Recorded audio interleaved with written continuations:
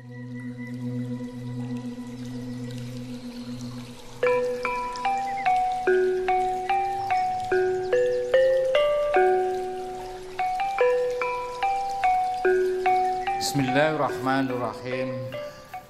Saudara-saudaraku, sahabat-sahabatku, semoga kita semua senantiasa sehat walafiat, selalu dalam lindungan Allah Subhanahu wa Ta'ala. Amin ya Rabbal Alamin. Demikian juga dengan saudara kita Ki Joko Bodo. Siapa yang tidak kenal dengan Ki Joko Bodo?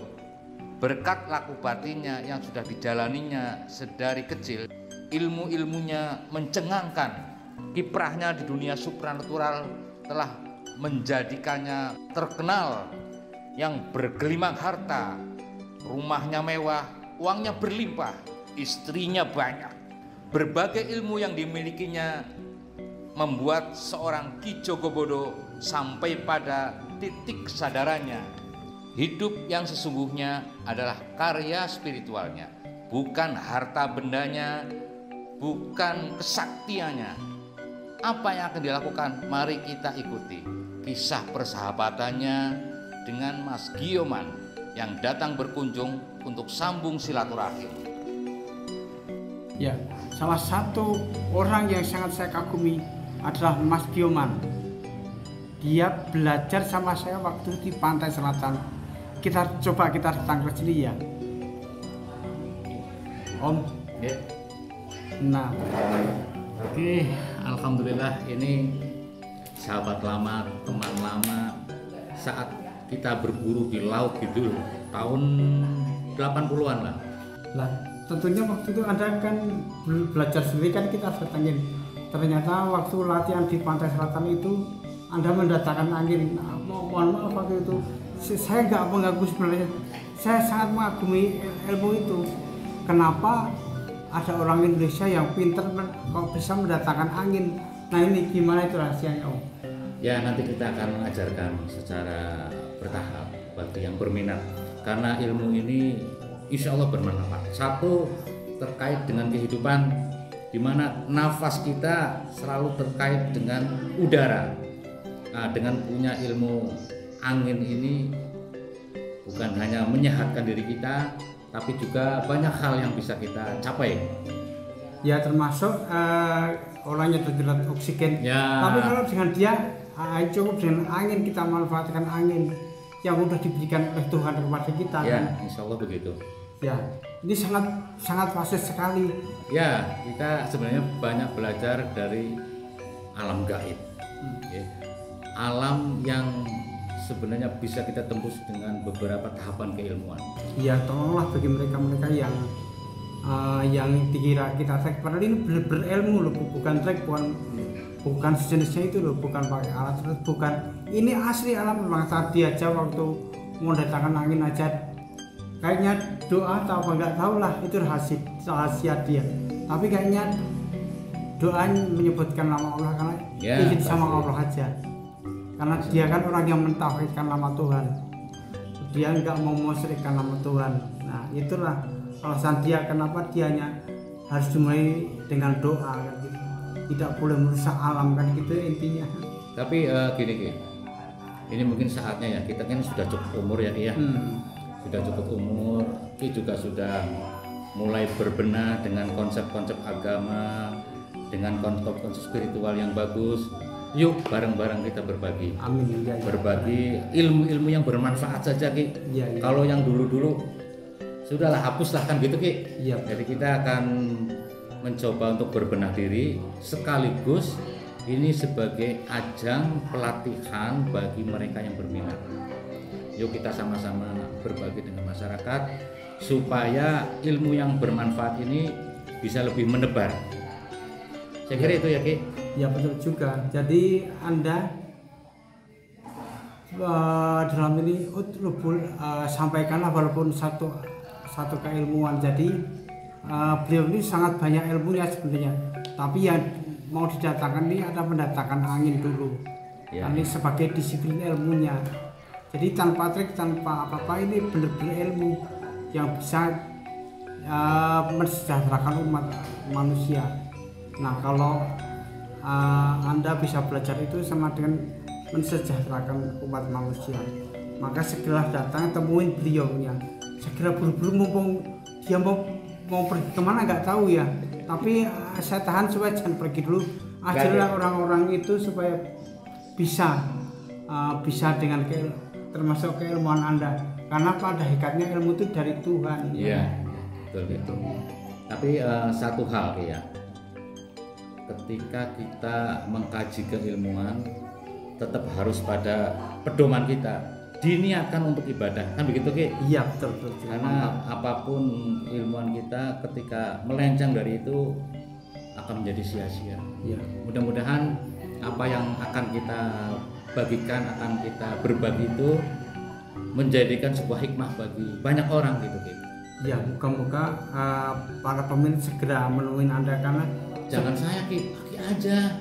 Loh, kan yang punya ilmu kan Anda. Ki Angga. Bahkan rahasia ilmu dikatakan ketika ini. Saya bisa ilmu karena dia loh. Dia mendatangkan angin gitu. Itu sangat rahasia. Katanya dia orangnya sangat tertutup, tadi sekarang harus terbuka. Kan kenapa harus tertutup? Harus menyampaikan aja, jangan diumpet-umpetin. Punya ilmu diumpet-umpetin, nggak boleh. Ya gini Ki, yuk kita konsepnya tadi kita niatkan ibadah. Dan saya sih pengen nih, saya berkunjung di Jogobodo sebagai teman lama karena beliau adalah teman seperguruan di alam gaib saat di Jogja dulu ya. Sumo. Ya. Dan mungkin selama ini jalannya beda karena dia menjadi orang Sinting kan selama ini kan begitu. Istana Wong Sinting. Sekarang tidak lagi. Ya. Sekarang menjadi istana ilmu hikmah, diharapkan seperti itu. Nah, harapannya ilmu-ilmu yang benar-benar manfaat. Konsep dasarnya adalah ibadah tadi. Ya. Makanya syukur tempat ini menjadikan tempat yang digunakan untuk program keilmuan. Ya. Gimana Ki? Di sini aja Ki? Oke, nggak apa-apa. Maka masyarakat harus membuktikan ilmu ini. Jangan pengertian Anda cuma trik itu banyak banget. Tapi ini aku tunjukkan bahwa ini budaya Nusantara asli seperti ini. Asli ini ilmu yang sangat asli. Maka bagi Anda yang ingin mengetahui keaslian ilmu, datanglah kepada kami. Siapkan melayani orang. Iya, insya Allah. Yang penting tujuannya tadi, kita tujuannya konsep ibadah. Yang kemarin masih nggak mau dia ngasih ilmu, kita nggak mau lagi, kita paksa-paksa. Nah sekarang ini saya paksa untuk Anda kan yang berminat, saya tahan dia supaya dia mau melayani kan gitu. Ya, saya kira banyak ya Ki nantinya. Apa saja yang kira-kira bisa kita bagikan ya Ki? Ya kan Anda punya banyak ilmu seperti mendatangkan keris. Dia bisa mendatangkan keris tanpa trik loh. Mendatangkan keris ke udara jadi ular bisa. Ular jadi keris bisa. Jangan berlebihan gitu Ki. Dengan konsep berbagi ilmu ini semoga menjadikan kebaikan bagi semua. Itulah budaya Nusantara. Dia nguri-nguri kehidupan seperti ini. Ya, ibaratnya apa namanya nguri-nguri. Ya, nguri-nguri budaya. Nah, seperti Anda memang perlu belajar. Anda harus membuktikan. Ini adalah orang yang sangat saya tahan-tahan di sini supaya mengajari ilmu. Yang penting saya tahu sendiri Anda itu sebenarnya mengajarkan tauhid. Kepercayaan kepada Tuhan, tapi satu Tuhan. Tidak ada Tuhan yang lain, sehingga apapun doa dikabulkan. Insya Allah. Iya. Saya kira apa materi yang mungkin bisa menjadikan bahan kajian keilmuan maupun kehidupan ini, mungkin kapan saatnya kita bisa ngobrol-ngobrol lagi ya Ki ya? Iya. Karena tapi ini segera mungkin aja, jangan Anda segera pergi ke luar negeri. Ini dia mau ke luar negeri, jadi saya tahan dia mau ke Amerika, saya tahan dia kan lagi corona lagi nggak boleh kemana-mana. Iya, teman-temannya siapa itu perempuan tuh sekarang pergi ke luar negeri, tapi dia aku tahan sehingga dia nggak jadi ke luar negeri itu gitu Ki. Iya. Anda ingin belajar ilmu hikmah, datanglah ke padepokan kami Di situ akan Anda mendapatkan ilmu yang bermanfaat bagi diri Anda dan masyarakat banyak. Ketika kita sudah memiliki kemampuan untuk menyaring, ya, menyaring bisikan, ya, a'udzubillahi minasyaitonirrajim min hamazihi wa nafthihi wa nafsihi. Aku berlindung dari godaan setan yang terkutuk, dari tiupannya, dari bisikannya, dan dari hembusannya. Nah, bisikan ini ada 3 macam bisikan. Yang pertama adalah bisikan setan, yang pasti berupa fitnah dan menjerumuskan. Yang kedua adalah bisikan nafsu, yang cenderung membawa diri pada hal-hal yang negatif, apapun itu. Bedakan antara bisikan setan, bisikan nafsu, dan yang ketiga adalah bisikan Allah, bisikan Tuhan, bisikan kebenaran. Nah, ini ketika orang sudah memiliki kemampuan memilah antara 3 bisikan ini, Anda boleh duduk di sini supaya mendengarkan bisikan kebenaran. Subhanallah. Ada sebuah kekuatan ketika orang sudah mampu membedakan antara bisikan-bisikan tadi, karena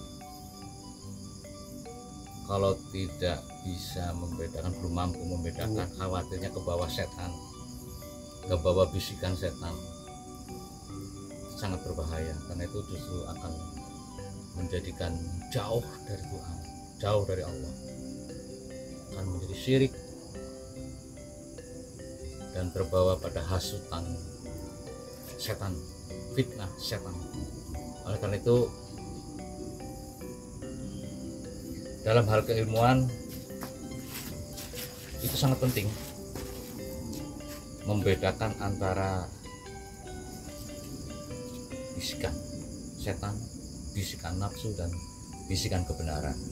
Tapi bertahap saja. Intinya mari kita terus berikhtiar untuk berbenah, memperbaiki diri, khususnya bagaimana kita meruhanikan tubuh kita, meruhanikan pikiran kita, meruhanikan segala sesuatu yang bersifat fisik. Kita ruhanikan, dan medianya banyak, salah satunya di sini dengan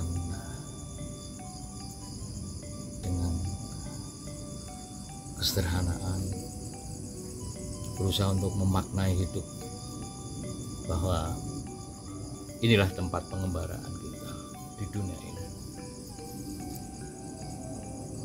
Mencari ilmu sampai memahami lakunya ilmu.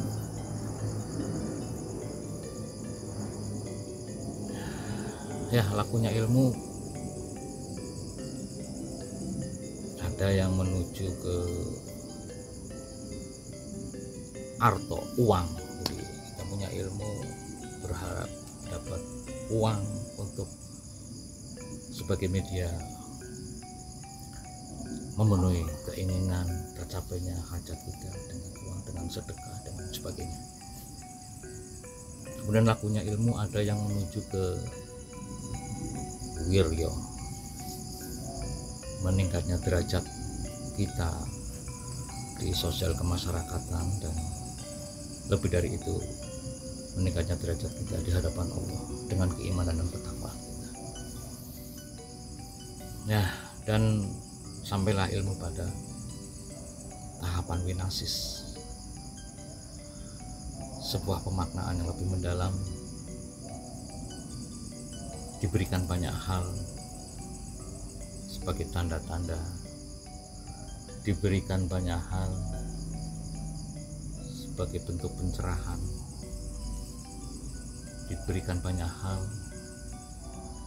sebagai kekuatan spiritual yang insya Allah bermanfaat untuk saling bantu, saling mengisi, saling mendoakan dalam merealisasikan keinginan kita untuk meruhanikan segala sesuatu di dunia ini untuk mencapai derajat cinta di hadapan Allah. Insya Allah, semoga Allah Subhanahu wa Ta'ala akan senantiasa melimpahkan rahmat dan karunia-Nya kepada kita semua. Matur nuwun. Wabillahi taufiq wal hidayah. Wassalamualaikum warahmatullahi wabarakatuh.